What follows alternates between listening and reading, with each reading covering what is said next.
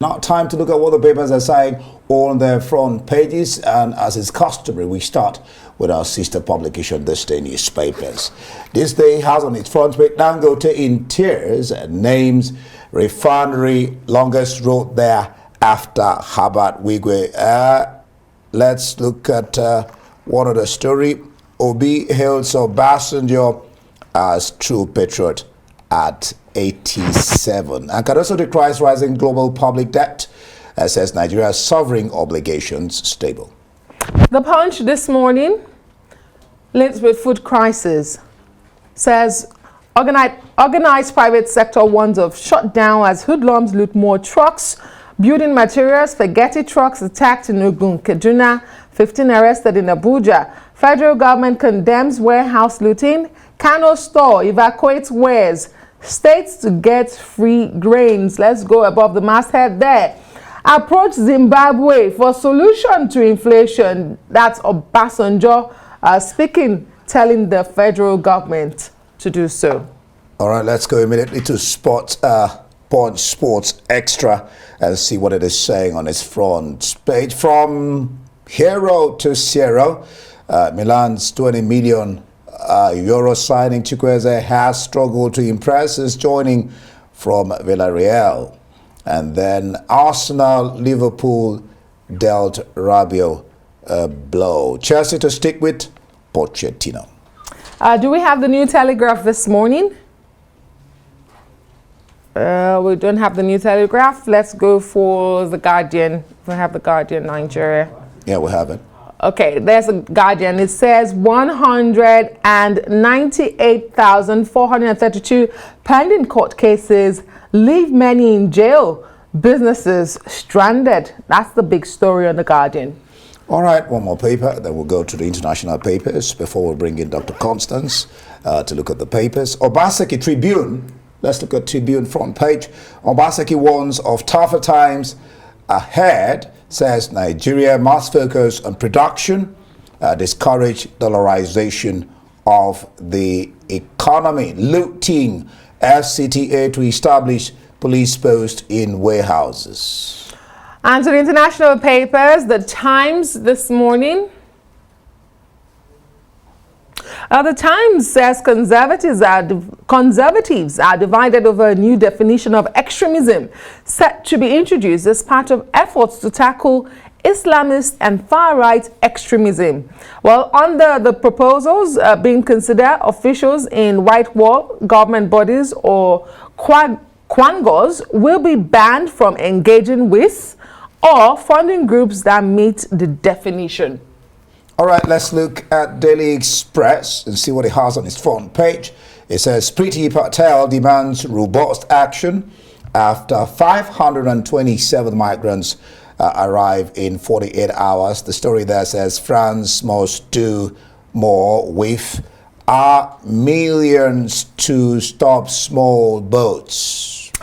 Let's bring in Dr. Constance Ikoku, a journalist, political commentator, and our very own analyst. Good morning. Great to see you. Good morning, Adesua and Ndi. A very good morning. Good morning to you. I know you're excited to be in the studio. I am. It's great to have you.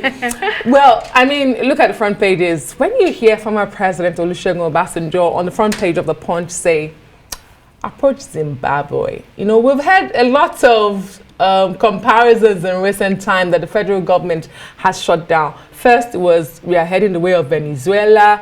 Then there was another country, and now former President Olusegun Obasanjo says Zimbabwe is the prototype. Yeah, you see, Venezuela and then Zimbabwe. I think Nigeria is facing one of its worst economic crises in years.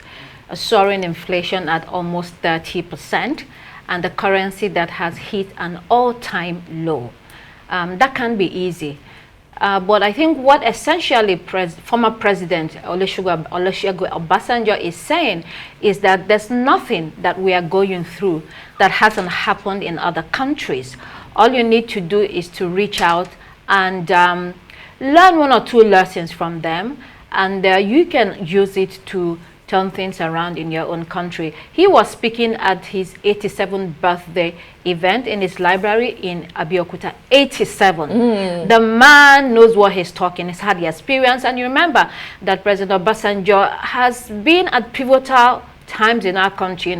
After the Civil War, he received, the surrender, and then he was president in 1999, the transition from military rule to civilian rule. And so he has had experiences dealing with very difficult situations. We were almost on our knees in 1999. So the man knows what he's talking, and I think that he means well for Nigeria, and he hopes that the government is able to do better. Well, as much as what it says, it could make sense. Nigeria seems to be a special case, and the way things are handled in Nigeria, it might not fit with, but it's okay.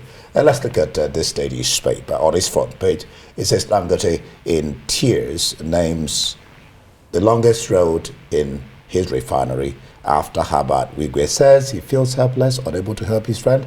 Clinton, Obasanjo, others pay tribute to the late banker, and someone who pledges as well to immortalize the late icon.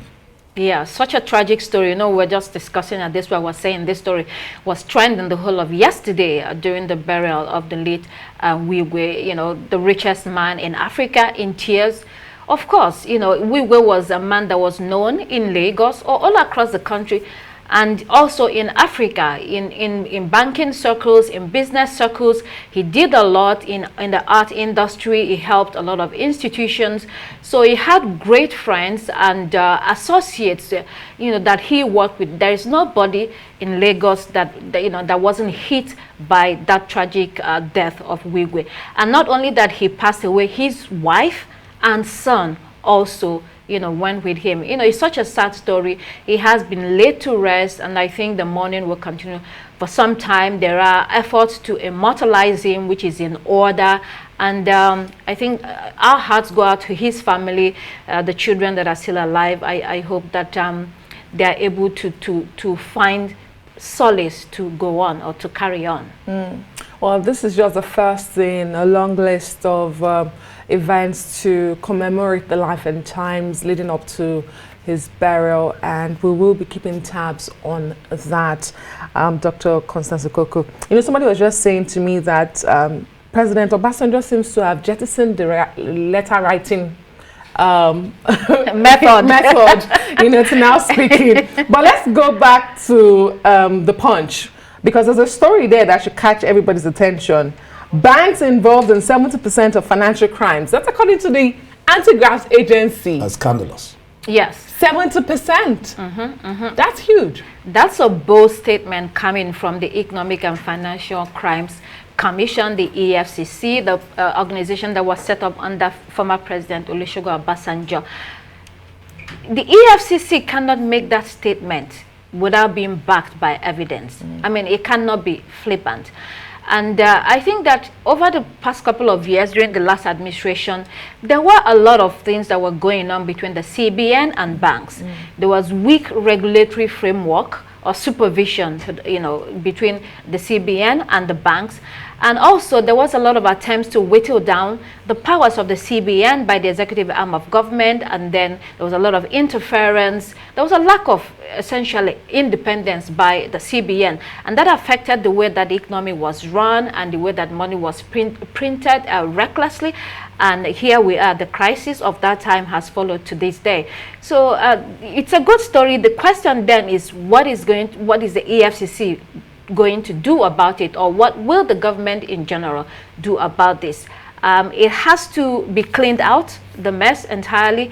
If not, I think it's going to be a very terrible consequence for our country if it continues on that trajectory.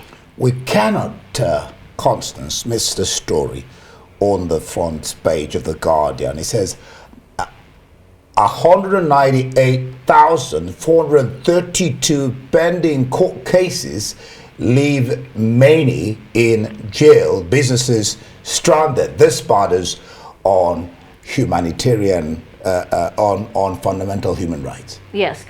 This is not new at all. When you speak to people or when you go to the prisons, you see a lot of people that are languishing in jail. Sometimes for crimes they did not commit, in some cases, the judgments or the court cases have been slowed down over a long period of time, so they cannot get justice whether they are guilty or not. They do not know where they are. So I think the courts or the whole judiciary system needs to be revamped, under this government. Hopefully something can be done so that people that are not supposed to be in jail or languishing in jail for no reason, will be freed. And those who are guilty would then serve out their terms. That's okay. We talk about this FG beginning distribution. What do you think? Yeah. Distribution of grains? Yeah. Oh, distribution of grains. Well, we've been hearing this for about 2 weeks. Do you know anyone who has received the grains that were, they were being distributed? They haven't even started. They keep saying they have to start. They have to start. They haven't started. Especially in the light of people carting away grains stored in government warehouses. And then I was saying to Adesua, in Igbo land, there's a person that brings a stick that has ants that says, invites a lizard to come visit. People are hungry. Yes, even definitely. though it's criminal. Definitely no. I mean, when people are pushed to the wall, they will react. That is what we see happening. It's not only the ones in Abuja. There was a truck somewhere in the north that was attacked and then it was looted. It was a truck full of spaghetti from, I think, BUA, I can't remember which organization. But the thing is that it's an indication that we are in unprecedented times. Things are very difficult, and hopefully the government, the steps that they have been taken will change the situation. And sorry, I'm not cutting you. I mean, I don't see what you heard when I think a government official said that, or government saying that these grains or foodstuffs were kept for the future. I mean, we're saying. In that report by correspondent Ferdinand Doha, in response to the incident in Abuja, the government apparently said they were storing them for the future. Makes no sense. But very quickly, Dr. Constance Okoku, let's flip to the international scene. What is wrong with the Tories? They are now finding it difficult to define what extremism is. What exactly is going on with them?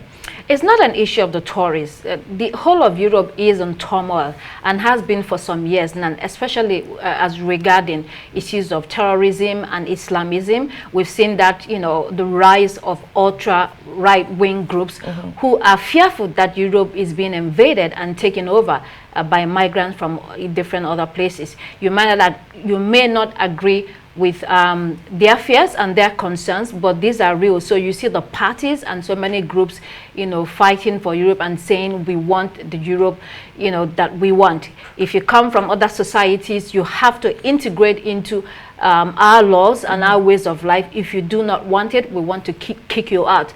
So it's not a new issue at all. I think that people are really feeling that Europe needs to revert to what it used to be, which is a society that is based on laws. And so when you come in, you have to obey the laws of the country. If you do not like it, then feel free to return to where you came from. All right, that'll be it. We'll leave it there. Dr. Constance Okoku, a Rise News analyst and commentator on political matters, current